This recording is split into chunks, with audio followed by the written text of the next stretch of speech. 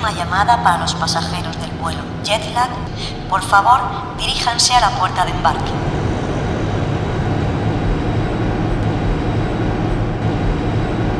Le sugerimos ubicar la salida más cercana a usted. Today, you are traveling on an Airbus A320, which has 8 emergency exits. 2 located at the rear, 4 over the wings, and 2 at the front. Please take a moment to locate the emergency exit nearest to you. Para abrochar su cinturón de seguridad, inserte la punta metálica dentro de la hebilla y ajústelo. Para desabrocharlo, levante la tapa de la hebilla. To fasten your seatbelt, insert the metal tip into the buckle and tighten the strap. To release it, lift the latch.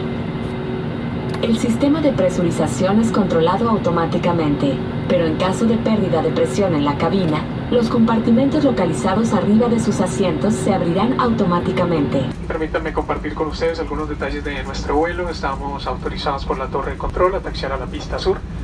Pista 13 derecha, somos turno 1 para el despegue. Y una vez alcancemos nuestro nivel de crucero, la velocidad promedio va a mantener 780 km por hora. Condiciones meteorológicas a lo largo de la ruta en general son buenas, hay algo de nubosidad dispersa, posiblemente en algunas ocasiones experimentemos un poco de turbulencia ligera.